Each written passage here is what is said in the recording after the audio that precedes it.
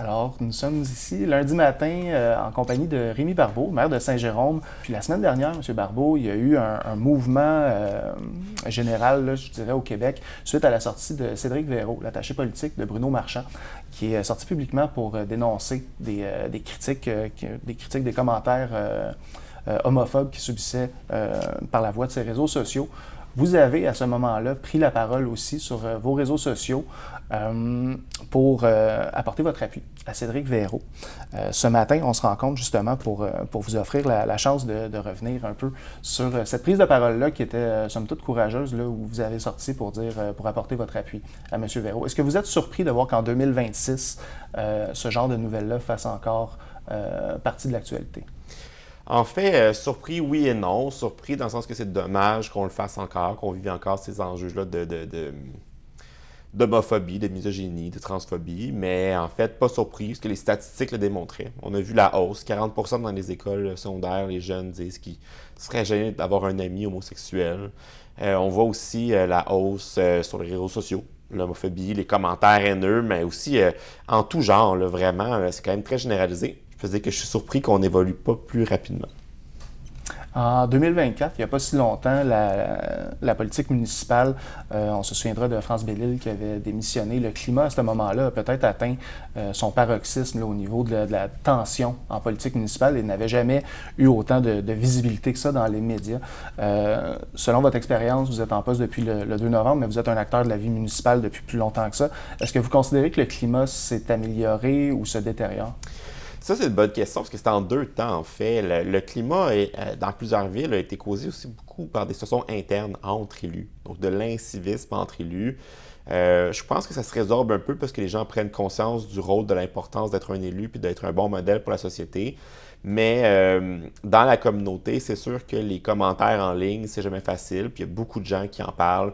Il y a beaucoup de gens que c'est la raison numéro un pourquoi ils ne voudraient pas faire de politique ou de l'implication. C'est que en ligne, les gens s'en permettent un peu plus que qu'est-ce qu'ils feraient en personne, bien évidemment.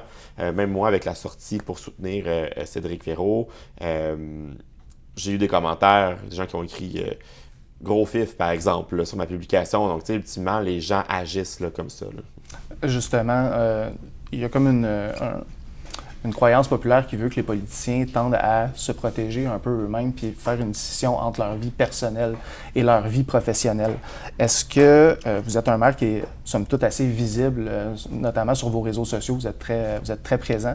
Est-ce que c'est un pari qui est risqué en 2026 de s'exposer de cette façon-là? Ben, c'est sûr que quand tu te lances en politique, tu te lances un peu dans l'arène publique en soi, mais je pense que je fais des choix quand même très conscients.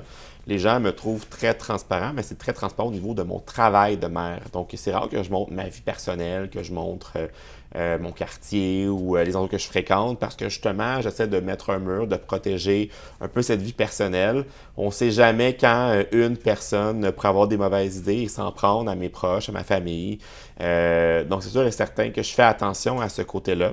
Mais en soi, je suis très transparent dans mes fonctions. Puis je pense que justement, c'est très apprécié. J'ai une bonne relation avec la population. Puis même dans mon appui, ben en même temps, il y a des gens qui ont découvert mon homosexualité à travers la publication en ligne, mais il n'y a personne vraiment qui était scandalisé par la chose. Je pense que j'ai toujours fait valoir la personne que je suis à travers mes compétences, mes expériences passées, et j'ai construit ma marque dans le paysage jérômien. Aujourd'hui, ben, si ça peut inspirer quelqu'un ou justement banaliser la chose, parce que c'est un peu ça en fait, c'est pas grave. Les gens en ligne s'amusent à avoir des commentaires négatifs sur tout ce qu'ils peuvent nommer de négatif. Donc c'est un peu là où on ne doit plus accepter ces comportements-là. Ben justement, c'est un peu dans cette lignée-là que je vous ai contacté, parce que moi-même, je vous avais, à la suite de votre publication, je me souvenais pas vous avoir vu prendre la parole publiquement en nommant votre orientation sexuelle. Ce que vous avez fait dans ce message-là, vous avez dit « Je suis le maire de Saint-Jérôme, je suis gay ». Vous disiez aussi subir, de rencontrer des gens qui étaient pas contents de vous voir sur la sphère publique. Comment vous vivez cette discrimination-là au quotidien? Ben c'est ça. Là, la discrimination est vraiment en deux temps. Il y a vraiment la discrimination dès que tu es politicien, tu reçois de la discrimination. Puis je suis chanceux, moi, je suis un homme. Donc, tu sais, il y a personne qui m'écrit pour mes vêtements, me dire que je suis trop coloré, trop chic, trop quelque chose. Donc, tu sais, ça part de loin. Je m'explique mal pourquoi les gens à la maison ont le besoin de toujours commenter chaque élément, d'être négatif tout le temps. Puis pourtant, dans l'espace, il y a assez de place pour tout le monde pour vivre, pour les femmes d'être femmes, pour les hommes d'être hommes, puis que tous les gens qui ont des différences en soi peuvent exister. Il y a assez de place pour tout le monde pour coexister. Heureusement, moi, dans ma vie, par chance peut-être, j'ai rarement été victime d'homophobie. Je fais des choix plus jeunes aussi. Tu sais, je me suis caché beaucoup dans mon adolescence, j'en parlais pas. J'en ai vraiment parlé au niveau de ma vie adulte. Donc, c'est peut-être pas le même type de relation que tu as. À l'école, on est toujours dans des cercles fermés, toujours les mêmes personnes à chaque jour, c'est plus difficile. Mais, tu sais, je tiens quand même à souligner, grandir dans cette situation-là où on se sait différent des autres, puis que ce soit pour notre relation sexuelle ou pour plein d'autres raisons. Mais souvent, on essaie de se cacher, on essaie de minimiser les choses, puis on a peur que les gens découvrent des choses sur nous, parlent de nous. Puis ça, c'est vraiment quelque chose qui est très dommageable chez les personnes. Il y a beaucoup de gens que je connais qui ont dû consulter longtemps après ça, qui ont des enjeux personnels encore à l'âge de 30 ans, 40 ans sur leur propre estime personnelle. J'ai des amis qui ont fait leur coming out au secondaire, puis que leurs parents leur ont fait la vie difficile. Donc, tu sais, c'est vraiment plusieurs expériences qui te découragent à t'affirmer. Et moi, je me souhaite un devoir de m'affirmer dans toutes mes sphères de ma vie. Je suis Rémi, puis Rémi, c'est tout ce qui vient avec. Donc, que ce soit quand j'enseignais au cégep, que je faisais des conférences dans les écoles ou comme maire à Saint-Jérôme, ben, je me brime pas à nommer les choses. Donc, des fois, quand j'ai une histoire à raconter, puis ça inclut mon conjoint, ben, je vais le nommer tout simplement. Ben, moi et mon conjoint, on est allés là. Et souvent, je vois les yeux des gens dans la salle qui changent. « Ah, OK, Rémi est homosexuel, Rémi a un conjoint. » Mais d'en parler aussi librement, sans vraiment en faire quelque chose, ça banalise l'élément en soi, puis on passe prochainement à la prochaine étape. Donc, tu sais, heureusement, moi, j'ai pas subi beaucoup d'homophobie. Je pense que qu'est-ce que je subis, c'est un peu la hargne contre les politiciens. Il y a des gens fâchés. Je pense envers le système, puis on en subit tout un petit peu la cause en soi. Vous le nommiez tantôt, peut-être donner en exemple aussi le fait que vous ayez pris la parole publiquement. Peut-être que c'était pas dans l'objectif d'inspirer, mais là, je vous écoute, puis il y a clairement là, quelque chose de réfléchi dans vos prises de parole, j'en doute pas. Est-ce que quelqu'un vous a inspiré, vous, peut-être justement plus jeune? On voit tout le parcours que vous avez eu. Vous êtes conscient que la prise de parole que vous avez faite la semaine dernière peut avoir un impact positif ou à tout le moins à fort impact humain sur ceux qui vous suivent. Est-ce que vous avez joui d'une inspiration ou d'une influence? Malheureusement, non. Je pense que, tu sais, moi, j'ai 35 ans, fait que si on revient un peu dans le passé, quand je suis à l'école secondaire, les modèles homosexuels, un peu. Souvent, c'est les modèles un peu plus humoristes à la télé ou dans lesquels on ricale un peu dans les médias.